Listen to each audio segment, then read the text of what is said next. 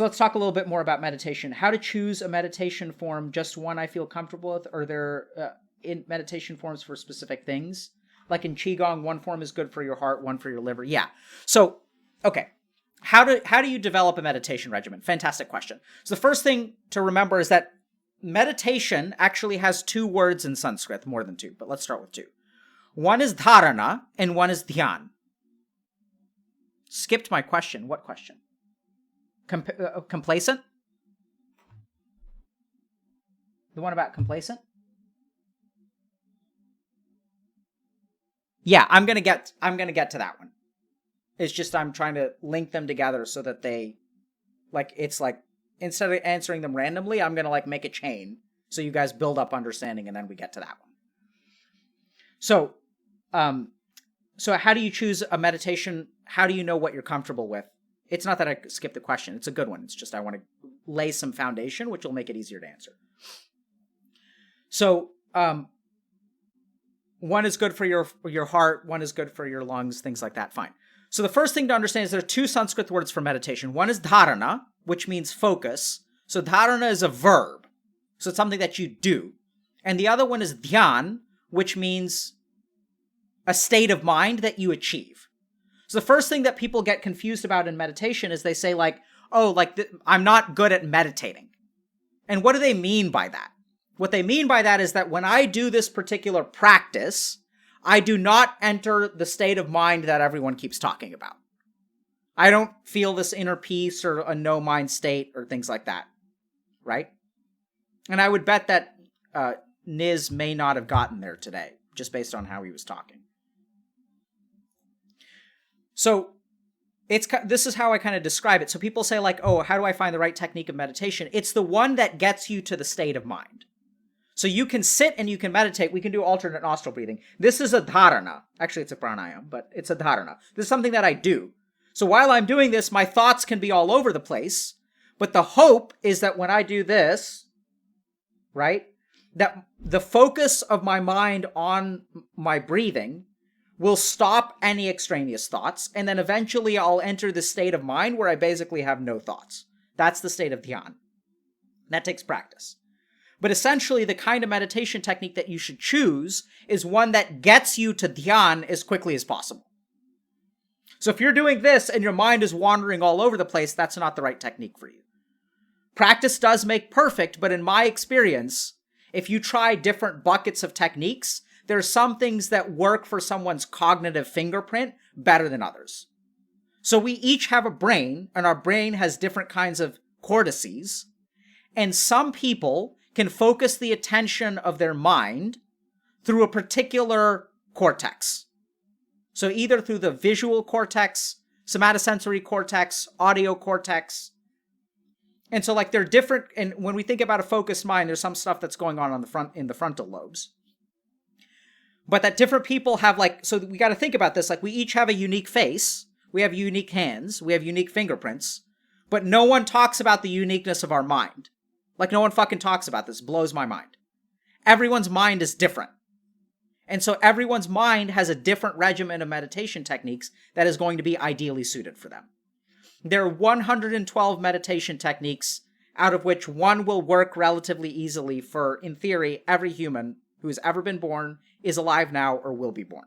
That this covers the whole spectrum of different people's cognitive fingerprints. And so you should do different techniques based on what that is. For someone who's ADHD, I recommend this sound meditation. And this is the first one that I teach. In sound meditation, we can't really do it here because it's not loud enough. But you go to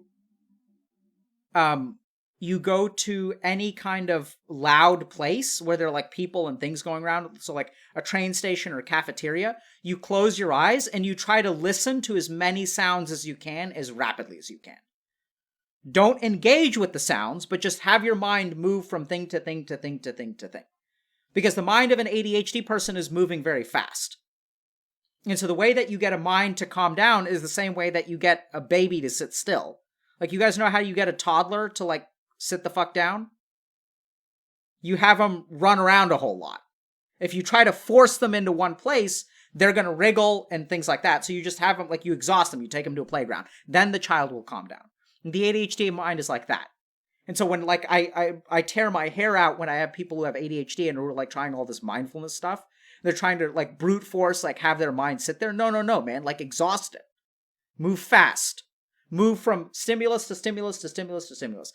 I hear someone talking, cell phone ringing, someone dropped a fork, someone dropped something over here, someone opened a box, there's someone walking by, another cell phone, laughter, crying, cell phone, clinking. That's the way you do it. And you push your mind as fast as it can go, as many stimuli as you can cover. And eventually your mind will slow down and it'll calm down. Right? That's the technique for people with ADHD. Hard to do here. And so someone says, yeah, I don't think that would work for you. Fine. There are bunches of other techniques, right? So maybe try an investigative technique. So these are some of my favorites. So we did this a couple weeks ago or like 1 week ago with Gork. So take a moment. Yeah, in the middle of Iron Forge is a great place to do this technique. Now you guys understand. So take a moment to notice your breath in the temperature of your breath. What do you think? So what do you notice about the temperature of your breath?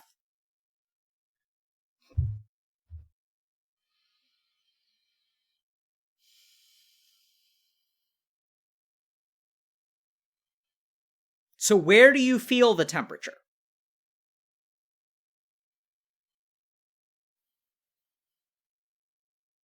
So now what I want you to do is follow the coldness.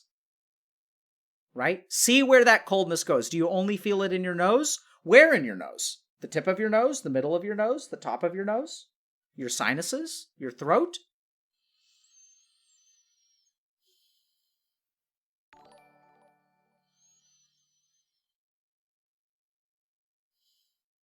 Right? So now, like, think about this. So now what I want you guys to do, so this is actually trickery. I'm sorry. I've tricked you. Now I want you to pay attention every time you breathe, what happens in your mind. As you focus on the temperature of the breath, your thoughts cease for a moment.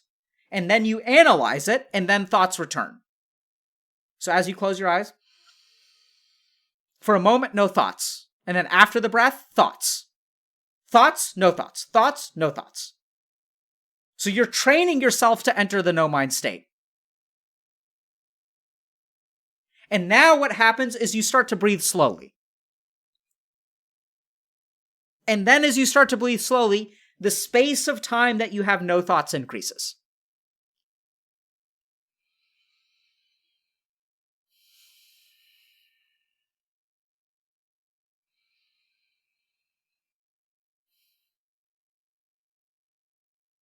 Right? And then some of you dumbasses are getting upset with chat. Like, let chat do what it wants to. It's not going to work for everyone. The goal here is not to get chat in line. Just think about that for a second. For those of you who are raging at chat, like, what are you trying to do there? What are you hoping to accomplish? What do you think happens when you yell at chat? Does chat listen? Are they going to be shamed into listening to you? No. So notice that within yourself, that you're like, holy shit, this stuff is working in chat. Why don't you, like, so forget about them. That's what we talked about for the last hour and a half. Don't worry about other people. Now practice it. Notice your rage at chat. And then notice how as you rage at chat, you feel worse. Go back to the fucking breath. Let that thought go. Let the judgment go. Let the frustration go. Just feel the breath. Where does it go?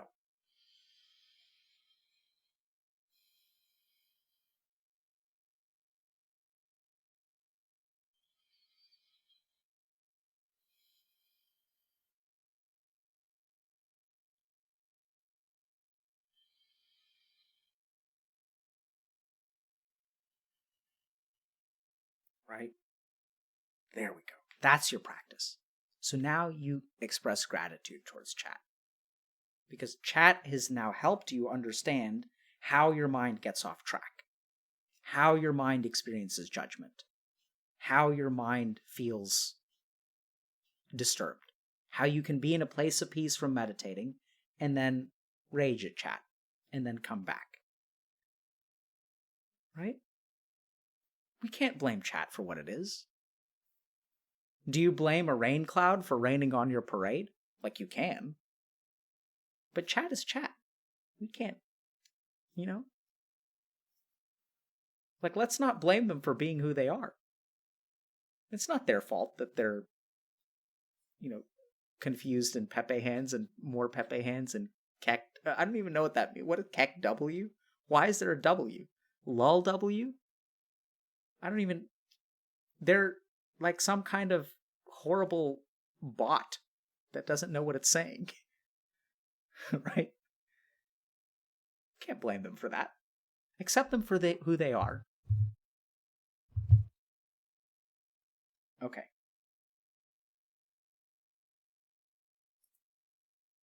So I've been practicing the meditation techniques you've showed. They've been very therapeutic. Was wondering where to find a good source for more of these practices. I don't think there is a source, right? So the meditation techniques, like I studied for 7 years to become a monk. And I learned a lot of different techniques from a lot of different masters. And it's kind of an amalgamation of like lots of different texts and books. So unfortunately, I don't have a good source. But I'm going to make one. So I'm going to cover, like, hopefully one day I'll cover all 112. And then you'll have all of them. Okay. So now we're going to actually go back to complacent versus content, I think was the question, right? So now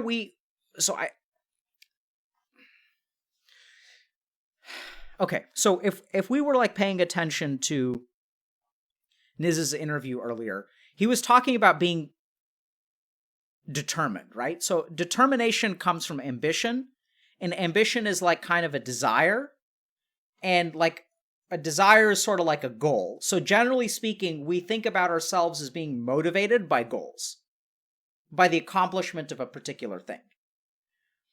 And complacency happens when you accomplish that goal and you kind of don't have another goal. Complacency exists with a goal and achievement-oriented mindset. Like, if you just think about the word, to be complacent is to, like, not strive for something, right? Like, that's what the word means. So, if you're complacent, then you're not striving for something. And so it implies that in order to achieve something, you have to strive. And to strive is to try to achieve a goal, and to achieve a goal is a particular outcome orientation. And so, like, if you're content, does that mean that you become complacent? Actually, no, because you start operating on a completely different axis. So you start operating on the axis of action, not goal. So when I show up on stream, I'm not am I complacent? No. Am I content? Like, yeah. I'm not discontent. Like, I show up and I enjoy myself and I have a good time. And I'm content with where I am. And I'm not trying to achieve anything particular, right? I mean, like, I am in the sense that there's someone in front of me and I try to talk to them and I try to answer questions. So I'm trying to, like, do goals in a very microscopic sense, but I'm not, like, trying to achieve anything. And so I think the simple answer is service. So complacency is about ambition and goals, and service is not. I mean, service can have goals too, but, like, it's kind of like a different mindset, right? Like, I'm here to help. And I'm going to help the best way that I can. And I can be content with that because I'm not expecting to change anything. I'm just here to help and offer what I am. I show up and I say, this is what I am. How can I help? And for some people, it's going to help, and for some people, it won't. And that's fine. That's contentment. But I'm still motivated to do it, but I'm just motivated out of service. The other word for service is dharma. Right? So I do my dharma. So people think that personal ambition is what leads to motivation.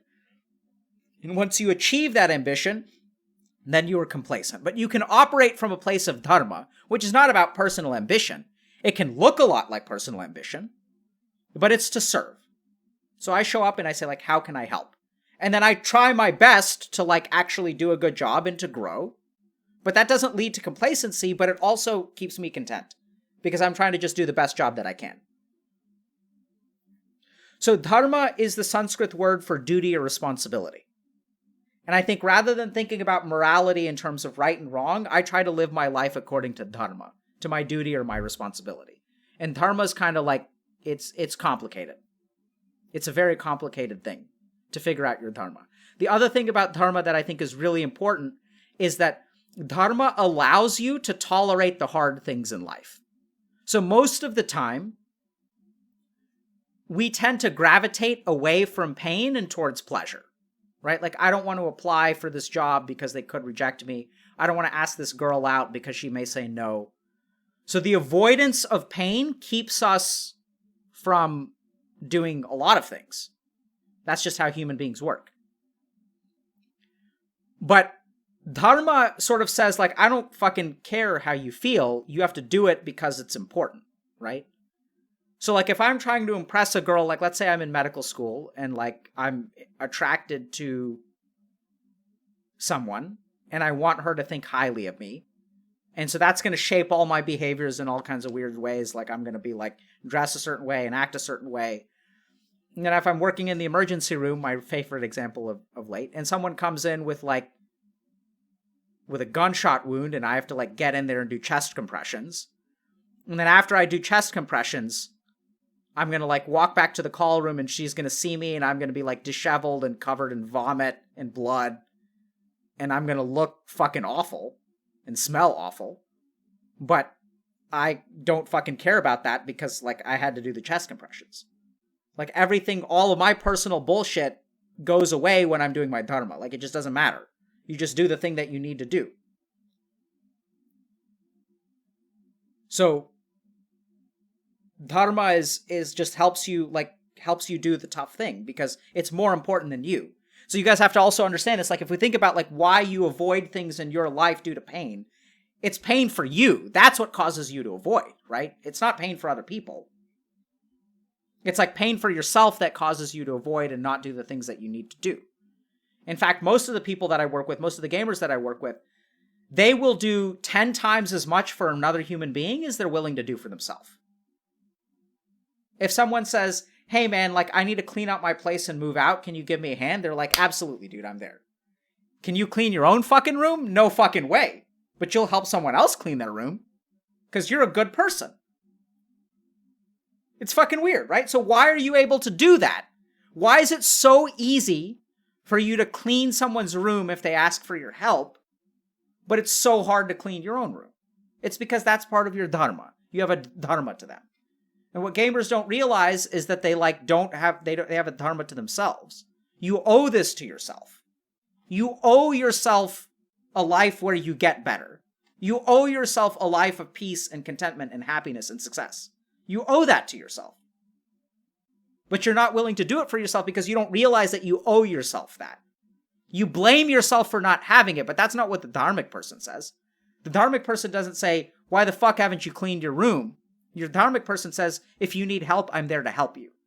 But as a gamer, do you help yourself? No, you fucking blame yourself. Like, fuck you. You suck at life. Why can't you be dharmic to yourself? Why can't you be like, hey man, it looks like you need some help. You feel bad about yourself. Like, let me help you out. Like, let's go to the grocery store and why don't we, like, eat something healthy so we feel better about ourselves?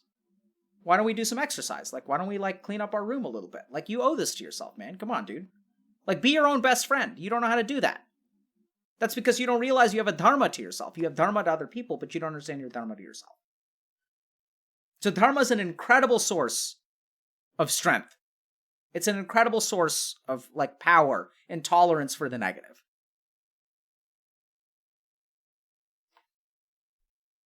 Okay. All right. So now we get to the next question. Is dharma the same as Tao or Tao, or the way in Tao Te Ching? Is it the current life, the way of things, of nature, of universal pattern currents? Is it connected to the flow state? Is it indicated by our emotions? Help us understand dharma better. Okay. So dharma is the same as Tao. So I think that's the same concept at its root. It has slightly different manifestations.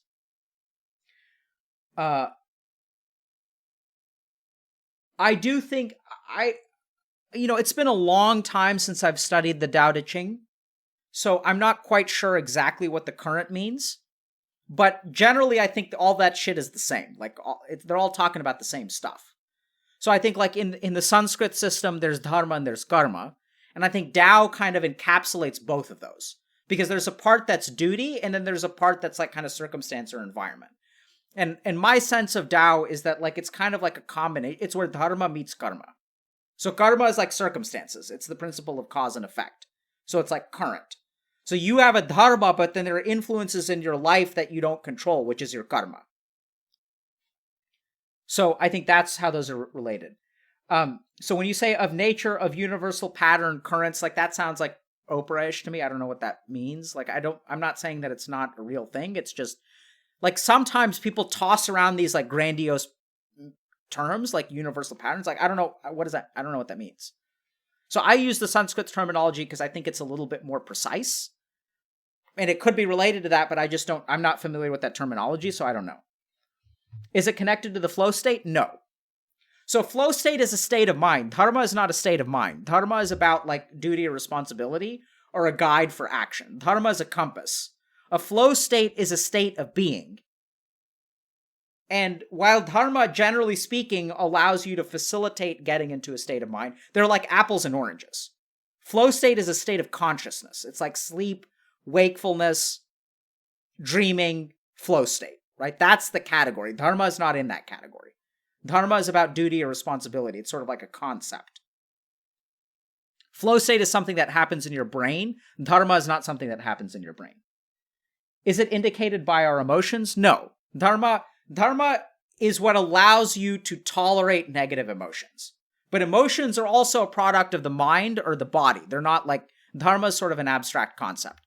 So these are good questions because I don't think we think about like what stuff is in my mind and what stuff is my life and what stuff is outside of my mind. What are my emotions? What are my thoughts? All of this stuff has to be understood. Like you have to understand like how this person that you are works.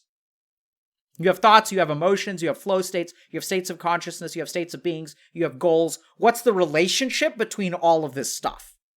How can we understand how emotions relate to motivation? How can we understand how states of mind relate to motivation? How can we understand how dharma relates to motivation? How can we understand how karma relates to motivation? That's the goal of this stream, is for us to unpack all of these different things because we don't get taught this stuff. It blows my fucking mind. We get taught algebra, but we don't get taught what the relationship between our mission in life, a calling in life, our emotions, and our mindset. We don't get taught that. But I think that's really like basic stuff that everyone needs to understand. What is the relationship between a calling and your emotions? I don't know. Yeah, because we don't get taught this stuff. Infuriates me. No wonder no one knows what the fuck they're supposed to do in life. Like, we don't get taught how we work. Like, we get taught, you can learn macroeconomics so easily. You cannot go outside and learn a definitive way in which your emotions affect your dharma, in which your emotions affect your behavior. You can't, they don't teach you that. Interesting. So they did social and emotional skills training for students that accounted for, they took a study of 15,000 students. Half of them were given a class called social emotional skills training. Social emotional skills training is worth 1.1 GPA points, more than a whole letter grade. They looked at the GPAs of these students who were taught how like social and emotional skills, and they get one letter grade higher than the people who were not taught. Crazy. Crazy.